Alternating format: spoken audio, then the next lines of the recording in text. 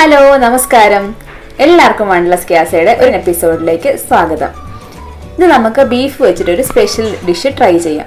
നമ്മൾ യൂഷ്വലി ചെയ്യാറുള്ളത് അല്ലെങ്കിൽ കഴിക്കാറുള്ളത് beef dry fry, beef gravy അല്ലെങ്കിൽ ബീഫ് റോസ്റ്റ് അങ്ങനെയൊക്കെ ആയിരിക്കും.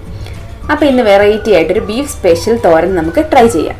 വളരെ കുറച്ച് ഇൻഗ്രീഡിയൻസ് കൊണ്ട് നമുക്കൊരു ഗസ്റ്റൊക്കെ വന്നാൽ പെട്ടെന്ന് ഉണ്ടാക്കിയെടുക്കാവുന്ന ഒരു ബീഫ് റെസിപ്പി.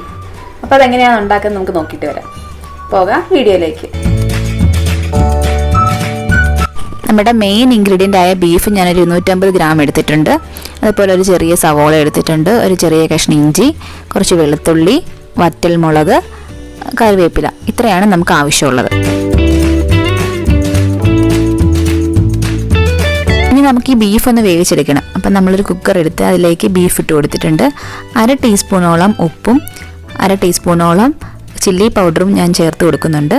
എന്നിട്ട് ആവശ്യത്തിന് വെള്ളം ഒഴിച്ച് നമ്മളിവിടെ ഏകദേശം ഒരു 1/4 കപ്പ് വെള്ളമാണ് എടുത്തേക്കുന്നത്. എന്നിട്ട് നമുക്ക് വേവിക്കാൻ വേണ്ടി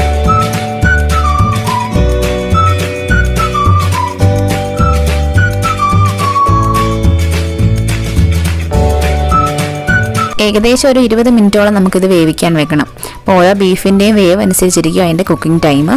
നമ്മുടെ ബീഫ് ഇവിടെ 2 വിസിൽ വന്നപ്പോൾ തന്നെ നല്ല പാകമായിട്ടുണ്ട്. നമുക്ക് ഇനി തീ ഓഫ് ചെയ്തേക്കാം.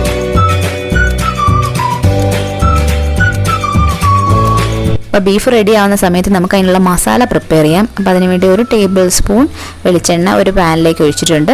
ഇനി ആവശ്യത്തിനുള്ള കടുക് ഇട്ട് കൊടുക്കുക. ഇവിടെ ഞാനൊരു ടീസ്പൂണോളം കടുക് ഇടുന്നുണ്ട്.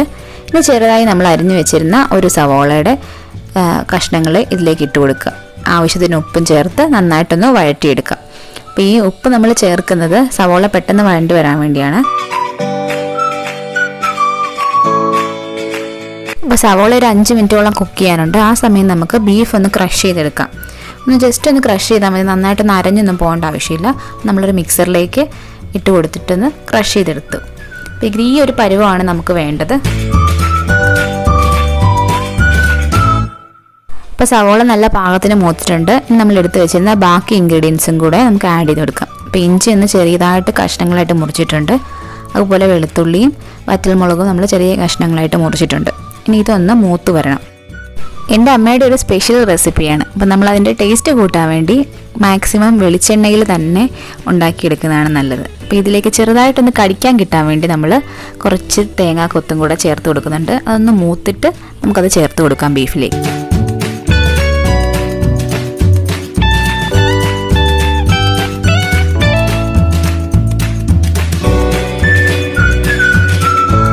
അപ്പോൾ നമ്മുടെ തേങ്ങാക്കൊത്ത് നല്ല പാകത്തിനായിട്ടുണ്ട്, ഒരു ഗോൾഡൻ ബ്രൗൺ ഷെയ്ഡായിട്ടുണ്ട്. ഈ സമയമാവും നമുക്ക് തീ ഓഫ് ചെയ്യാം. പിന്നെ നമുക്ക് മസാലകളാണ് ചേർത്ത് കൊടുക്കാനുള്ളത്.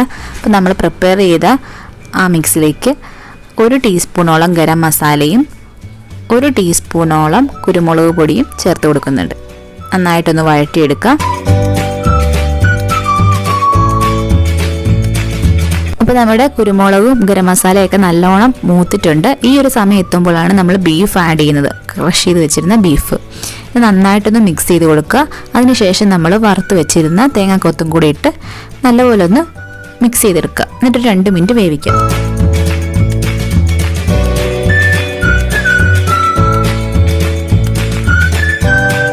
അപ്പോൾ ബീഫ് തോരൻ ഏകദേശം റെഡി ആയിട്ടുണ്ട്. ഇനി ഇതിലേക്ക് നമ്മളൊരു 1/4 ടീസ്പൂണോളം കശ്മീരി മുളക് പൊടി ചേർക്കുന്നുണ്ട്, ഒരു കളർ കിട്ടാൻ വേണ്ടിയും കൂടിയാണ്.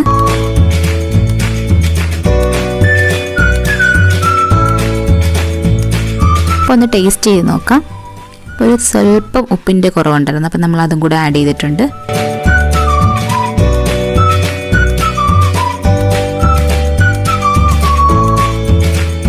അപ്പോൾ നമ്മുടെ മിക്സൊക്കെ റെഡി ആയിട്ടുണ്ട്, നമ്മുടെ സ്പെഷ്യൽ ബീഫ് റെസിപ്പി. ഇനി നമുക്കിത് സെർവിങ് ഡിഷിലേക്ക് ട്രാൻസ്ഫർ ചെയ്യാം. അപ്പോൾ നിങ്ങളിതെല്ലാവരും ഒന്ന് ട്രൈ ചെയ്ത് നോക്കണം കേട്ടോ. ഡെഫിനറ്റായിട്ട് നിങ്ങൾക്ക് ഇഷ്ടപ്പെടും. നമുക്ക് പെട്ടെന്ന് ഉണ്ടാക്കിയെടുക്കാവുന്ന ഒരു റെസിപ്പിയാണ്. അത് കുറച്ച് സമയം നമ്മൾ ബീഫ് ഒന്ന് വേവിക്കാൻ വേണമെന്നേ ഉള്ളൂ. ബാക്കിയെല്ലാം നമുക്ക് പെട്ടെന്ന് ഉണ്ടാക്കിയെടുക്കാവുന്ന ഒരു റെസിപ്പിയാണ്. നമുക്കൊന്ന് ഗാർണിഷ് ചെയ്ത് കൊടുക്കാം. കുറച്ച് വറ്റൽമുളകും ഒരു കറിവേപ്പിലയും അതുപോലെ വട്ടത്തിൽ അരിഞ്ഞ് വെച്ച സവോളയൊക്കെ വെച്ചൊന്ന് ഗാർണിഷ് ചെയ്യാം. സോ അപ്പോൾ എല്ലാവരും ഒന്ന് വീട്ടിൽ ട്രൈ ചെയ്ത് നോക്കുക. സ്പെഷ്യലി ബീഫിനോട് കൂടുതൽ ഇഷ്ടമുള്ളവർ ട്രൈ ചെയ്ത് ഡെഫിനറ്റായിട്ട് നോക്കണം. എന്നിട്ട് നിങ്ങളുടെ വിലയേറിയ അഭിപ്രായങ്ങളും നിർദ്ദേശങ്ങളും നമ്മുടെ കമൻറ്റ് ബോക്സിൽ കമൻറ്റ് ചെയ്യാവുന്നതാണ്. അതുപോലെ നിങ്ങൾക്ക് ട്രൈ ചെയ്തിട്ട് നമുക്ക് പിക്സൊക്കെ ഷെയർ ചെയ്യാവുന്നതാണ്. അതിനുവേണ്ടി നമ്മുടെ ഫേസ്ബുക്ക് പേജും ഉണ്ട്, ഇൻസ്റ്റാഗ്രാം പേജും ഉണ്ട്. ഏതെങ്കിലും മെസ്സേജായിട്ട് അയച്ചാൽ മതി. പിന്നെ നമ്മുടെ ചാനലിൽ നിന്ന് ആദ്യമായി ആരെങ്കിലും കാണുന്നുണ്ടെങ്കിൽ നമ്മുടെ വീഡിയോസൊക്കെ ഒന്ന് കണ്ടു നോക്കുക. അതുപോലത്തെ വെറൈറ്റി ഡിഷസ് നമ്മൾ ട്രൈ ചെയ്തിട്ട് അത് അപ്ലോഡ് ചെയ്തിട്ടുണ്ട്. അതുപോലെ നമ്മുടെ ചെറിയ ചെറിയ ട്രാവലോഗ്സും DIYസും ഒക്കെ ഉണ്ട്. കണ്ടു നോക്കിയിട്ട് ഇഷ്ടപ്പെടുവാണെങ്കിൽ മറക്കാതെ സബ്സ്ക്രൈബ് ചെയ്യുക, സപ്പോർട്ട് ചെയ്യുക. സോ അടുത്ത വീഡിയോയുമായി നമുക്ക് വീണ്ടും കാണാം. Till then take care. Bye bye.